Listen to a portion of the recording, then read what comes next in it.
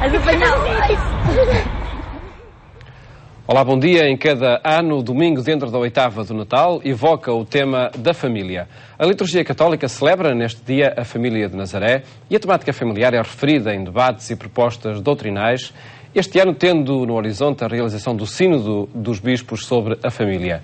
Ele está a merecer a atenção de todo o mundo, que está a responder a um inquérito onde informa a Santa Sé sobre situações familiares em diferentes contextos e as respostas que a Igreja Católica lhes dá.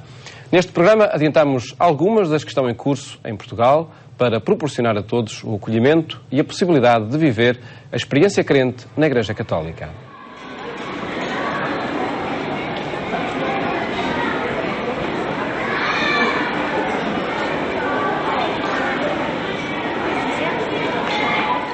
Na época em que vivemos, a crise social e espiritual torna-se um desafio pastoral que interpela a missão evangelizadora da Igreja para a família, núcleo vital da sociedade e da comunidade eclesial.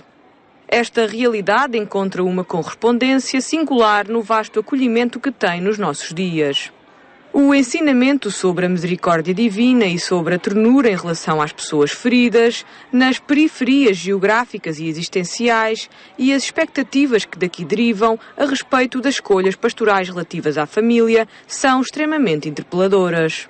Por isso, uma reflexão do Sínodo dos Bispos a respeito destes temas parece tanto necessária e urgente quanto indispensável, como expressão de caridade dos pastores em relação a quantos lhes são confiados e a toda a família humana. Desafios que são colocados à Igreja Católica por missão decidir normas doutrinais e pastorais para todo o mundo, como aqueles que, na proximidade, dialogam e procuram acolher todos os batizados. É, de facto, a reviravolta pressentida no Concílio Vaticano II, em que documentos preparatórios foram colocados no cesto dos papéis sem mais, e a preparação nesse concílio foi, de facto, feita de baixo para cima. E esse é o modo indutivo, novo, de perceber a vida da Igreja e a participação. A participação era uma dimensão fundamental do entender comunitário da Igreja e nem sempre bem vivida e bem praticada. Ora, este mecanismo possibilitou tomar consciência e viver essa participação na primeira pessoa. Isso é muito importante. Na paróquia de Santa Isabel, no coração de Lisboa, esta preparação para o Sínodo foi recebida com grande abertura. Sendo que o inquérito presente no documento de preparação enviado pelo Vaticano às conferências episcopais foi divulgado e amplamente alvo de resposta. Foi recebido, como em todo lado, seguramente, a ideia de que era uma coisa absolutamente nova, e o perceber que, afinal, era um modo que a Igreja já tinha em preparar todos os sínodos, embora esta maneira de fazer tenha sido, de facto, inovadora, como sabemos, e, portanto, teve uma grande resposta. Creio que o modo como a Pastoral da Família no Patriarcado de Lisboa nos propôs, nas várias vigararias, nos contactos que teve com os padres, essa maneira mais acessível de responder, com aquela formação eletrónica de resposta quase por clicar e uma frase simples. Partindo da simplicidade de métodos e do diálogo com a atualidade, os bispos terão pela frente o tema da doutrina e da pastoral sobre o matrimónio, questionando-se sobre desafios colocados por pessoas que não estão totalmente integradas na Igreja. Um caminho que tem sido feito ao longo do tempo e que em 1968 teve na encíclica Humani Vitae do Papa Paulo VI uma reflexão sobre ensinamentos específicos a níveis de princípio e de prática. Nessa altura não havia, de facto, métodos fiáveis do ponto de vista de métodos naturais, que era o que a Igreja sempre defendeu, mas também do ponto de vista contraceptivo também não havia métodos fiáveis. E havia muitos casais que sofriam grande tensão porque não tinham forma de viver uma paternidade responsável no sentido de evitar uma gravidez numa altura em que, de facto, era muito complicado para aquele casal uma gravidez. A proposta da Humani Vita defendia que havia uma caminhada a fazer pelos casais, usando, no entanto, uma linguagem que não era facilmente compreendida pela maioria, tendo sido para isso determinantes alguns estudos médicos da época. Houve um médico na Austrália, o Dr. Billings, que se preocupou com isto, a pedido do parco, falou com vários casais e preocupou-se, podia ter levado as mãos, ainda por cima neurologista, não era ginecologista nem obstetra. E começou a ler o que é que havia sobre a fertilidade da mulher e descobriu que havia muitos estudos científicos que falavam que a mulher notava um certo, vou usar a palavra corrimento, mas não é a palavra certa, porque corrimento em geral é patológico e isto era natural, mas uma substância que a mulher notava no exterior, portanto por gravidade descia na vagina, e que nunca tinha sido mais investigado. Depois, por coincidências, que eu também acho obra do Espírito Santo, apareceu num congresso na Austrália um médico sueco que tinha estado a estudar problemas do colo do útero da mulher e descobriu que havia esta produção do muco, mas não sabia que interesse é que isso poderia ter. E estava no mesmo congresso, ele e outro médico amigo do Dr. Billings, e perceberam que se podiam ajudar mutuamente, que este muco fértil era essencial para a sobrevivência dos espermatozoides.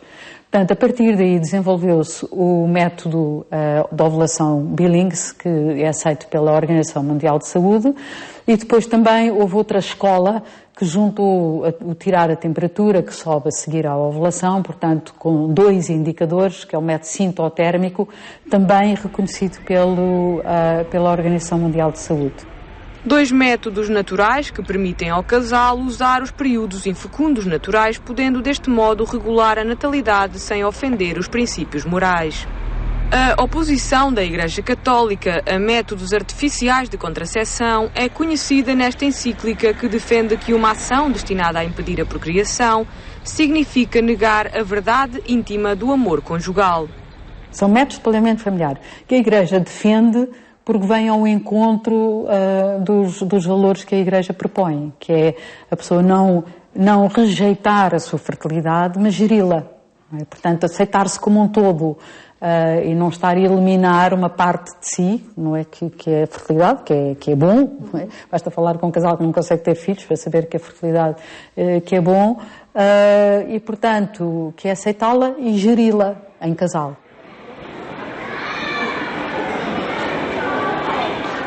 Paulo VI chamou à família a Igreja Doméstica, conferindo-lhe um papel sacramental e de relevo.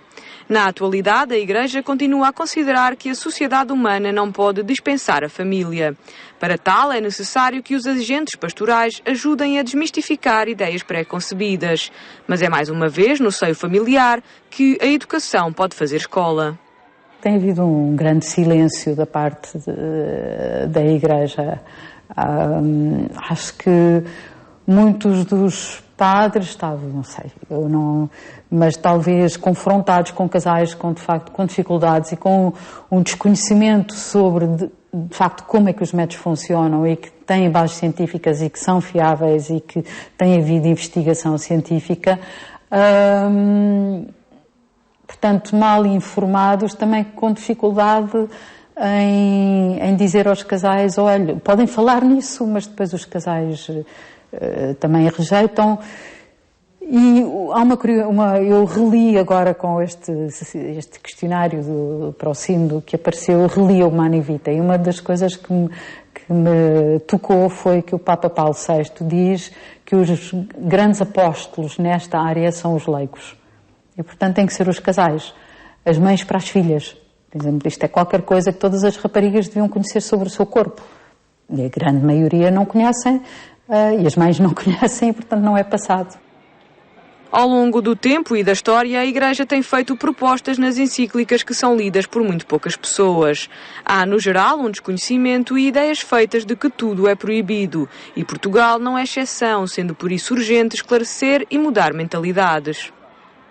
Os portugueses gostam de crianças e, portanto, eu acho que se houvesse, de facto, um esforço grande de estimular as comunidades para haver interação e ajuda, já pensei, mas eu sou mais ativa no terreno do ponto de vista de iniciar grandes associações, avós adotivas, portanto, De facto, ajudar a geração de baixo que tem filhos a gerir a sua vida. Eu tenho 10, quase 11 netos e sei que contam imenso comigo, com a minha ajuda, para poderem fazer a sua vida. De casais que trabalham, mas depois também querem ter uma família. A família assume assim um papel essencial na forma como a Igreja considera a sexualidade. Disso mesmo fala o Papa João Paulo II na exortação apostólica Familiaris Consortio, tornada pública em 1981, e que insiste na proposta do desígnio divino acerca da verdade originária do amor familiar. O aborto é, por isso, outro dos assuntos que a Igreja rejeita, não fechando, no entanto, as portas a quem o faz. A Igreja tem uma posição muito clara relativamente a esta questão. O aborto é um pecado gravíssimo, a Igreja sempre o afirmou desde o princípio. No entanto, a pedagogia da Igreja, no fundo é a pedagogia de Jesus, é de condenar com muita veemência o pecado, não é? Mas acolher com misericórdia o pecador. E, basicamente, esta atitude de abertura é um caminho de esperança para todos aqueles que, às vezes, em circunstâncias tão difíceis, passaram por esta circunstância, e é importante que haja esta visibilidade, digamos assim, da misericórdia, do perdão e do acolhimento por parte da Igreja. Sim. O padre Fernando Paiva é assistente espiritual da instituição Vinha de Raquel, uma iniciativa que surgiu nos Estados Unidos da América para acolher mulheres que fazem abortos voluntários. Algo que se revela traumático e que pode desencadear o aparecimento ou agravamento de uma doença. Pensou-se assim numa forma de ajudar as pessoas a alcançarem a harmonia e a paz interior através das componentes psicológica e religiosa. No fundo é uma resposta que a Igreja dá, que é o rosto da misericórdia de Deus, não é? É uma resposta que diz que não há impossíveis e que o perdão é sempre uma solução. Muitas vezes é difícil para as pessoas acolherem o perdão em situações que não têm retorno, quer dizer, uma coisa como o aborto não há volta a dar, não é? Não se pode voltar atrás. E as pessoas muitas vezes ficam encalhadas nesta situação e parece que não conseguem aceitar facilmente o perdão sacramental da confissão, não é? E foi diante dessa situação, enfim, entre outros desencadeadores, este foi um deles, percebeu-se que poderia haver aqui assim um trabalho conjunto, espiritual e psicológico, que ajudasse a pessoa a desbloquear de modo a poder aceitar o perdão. Em Portugal, os retiros da Vinha de Raquel não são retiros normais, mas um trabalho de família, de grupo com no máximo 12 pessoas. Cria-se um ambiente de intimidade que facilita a partilha das histórias de cada pessoa. O retiro é uma ajuda muito importante, não no sentido de a pessoa esquecer o que aconteceu, porque não esquece, não pode esquecer, mas trata-se sim de lidar com esta situação que está na sua vida de uma outra forma. Durante um fim de semana, a partilha de histórias dá lentamente lugar ao perdão. A componente religiosa tem um papel determinante através da adoração do Santíssimo Sacramento. É um momento muito forte e muito significativo, porque trata-se de, enfim, num determinado contexto e num determinado envolvimento, estar diante do Senhor, estar numa atitude de adoração diante do Senhor, que é fonte de vida, que é fonte de perdão, que é fonte de paz. Uma conduta que define bem o que é o trabalho da Igreja, um serviço de compaixão e de misericórdia. É um trabalho muito pró-vida. Digamos que quem trabalha na área da Vinha de Raquel, portanto pós-aborto, percebe que é fundamentalmente um trabalho pela defesa da vida. E as pessoas ficam todas envolvidas nisso, porque apercebem-se, quer dizer, ao resolver o luto, não é? O luto não se faz de um ser abstrato, faz-se de uma pessoa em concreto, não é? E, portanto, ao permitir viver isso, permitem também perceber o que é que está em causa, como é que a vida é gerada, o que é que, enfim, de que é que se está a tratar quando se está a falar de aborto e da dimensão da sacralidade da vida humana, não é? Em todas as suas fases. Portanto, é muito um trabalho também pela defesa da vida. É sobre a vida em família, núcleo vital da sociedade e da comunidade eclesial que o Sínodo dos Bispos a decorrer no próximo ano se debruçará, nomeadamente sobre a forma de anunciar e viver o Evangelho para a família, procurando linhas de ação para a pastoral da pessoa humana. Mais do que situações, são pessoas. São situações, sim, situações pessoais. E, portanto, dar atenção, primeiro que tudo, à pessoa ou às pessoas, às suas relações, à honestidade com que se apresentam, à procura do bem concretamente possível para cada uma e fazer caminho com elas, no sentido que o acolhimento é tendencialmente de forma inclusiva, ou seja, sem excluir ninguém, e depois propomos a fazer caminho, capazes, antes de mais, de ouvir, ou seja, para haver um diálogo, o mais importante à partida é ouvir. O casamento é a base da família e é também olhando para numerosas situações novas que envolvem o casamento que os bispos vão analisar e repensar a pastoral para que a Igreja tenha uma melhor resposta a dar àqueles que vivem situações matrimoniais difíceis, como, por exemplo, os recasados. São pessoas que se divorciaram e voltaram a casar.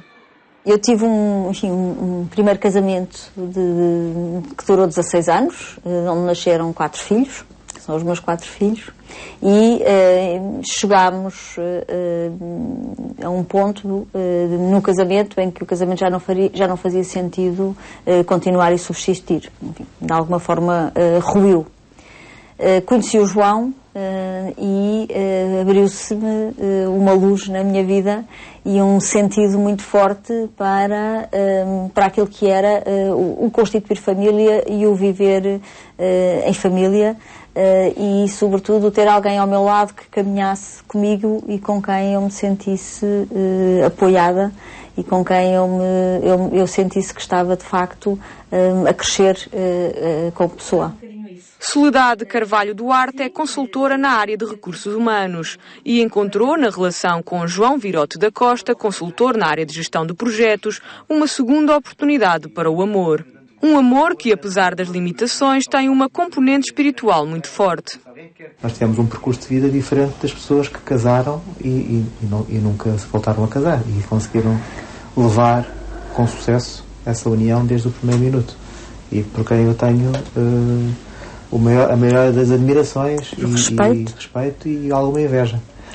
Tomara eu ter sabido fazer isso bem feito desde a primeira vez. Por isso não é uma questão de mérito de quem fez bem e de procurar que quem seguiu outro caminho tenha na sua história apagada essa sua opção. Por isso, o ser irregular ou irregular, a terminologia não é o que está aqui em causa. Soledade e João criaram um grupo de oração chamado Reparar, onde se juntam casais com semelhantes histórias de vida. O reparar começa por acontecer pela proximidade a quem precisa. Sempre que alguém se aproxima do reparar a dizer que precisa, nós vamos imediatamente encontrar-nos com esse alguém ou com esses alguéns e conversamos. E por isso esse é o primeiro passo, é a proximidade. Percebermos e ajudarmos a pensar nos assuntos que são sempre complexos, são muitos dos assuntos que normalmente estão em cima da mesa.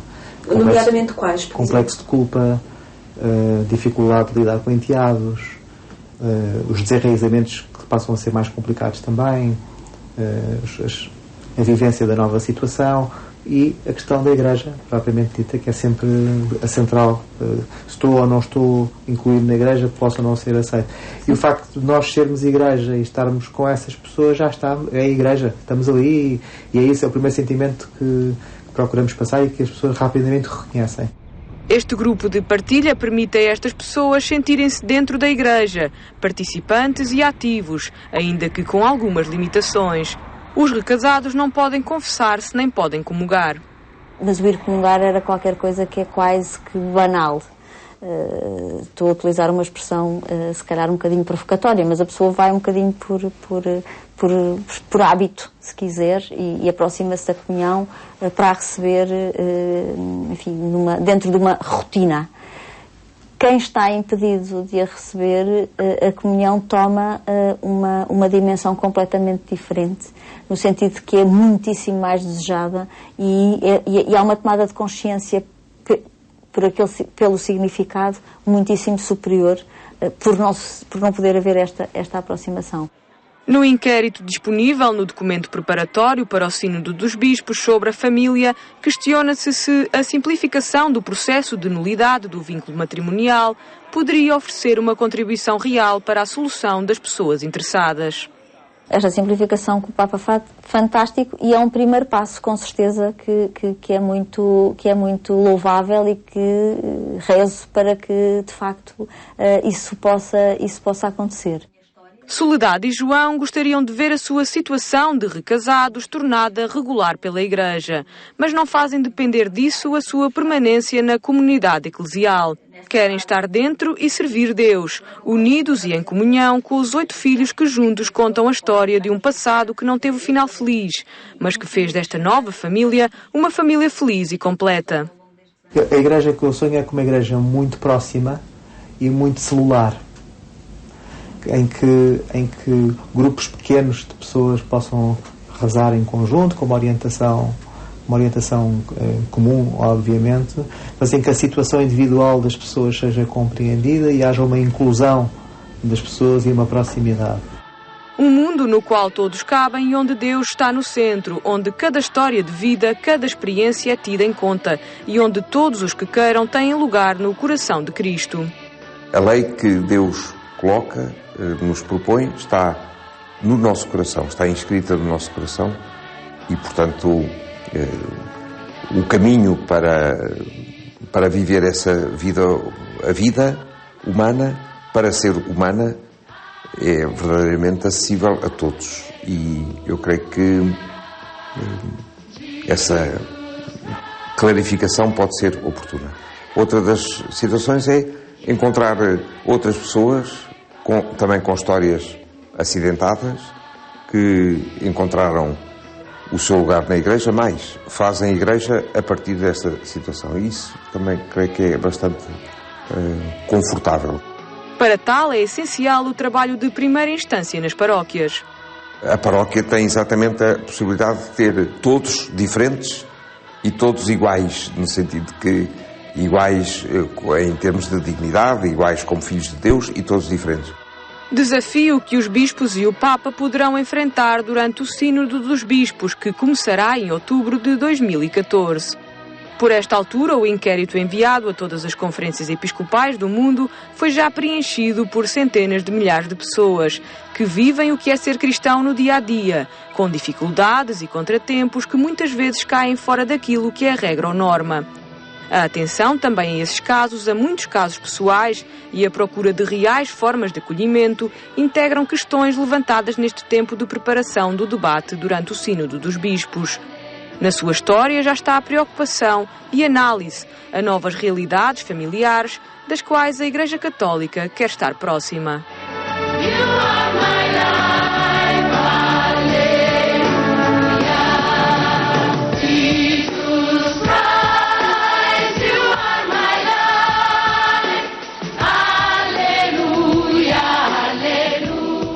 Solo Dio sa creare l'armonia delle differenze.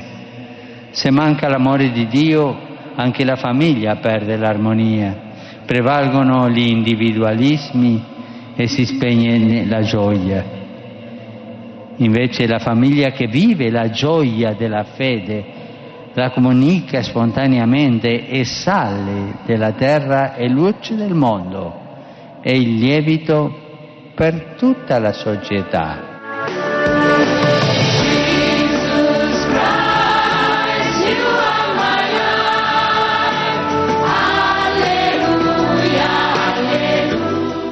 Propostas da Igreja Católica para a vida da família e para criar possibilidades de acolhimento a todas as pessoas. Votos de um bom domingo e até de hoje a 8 dias, se Deus quiser.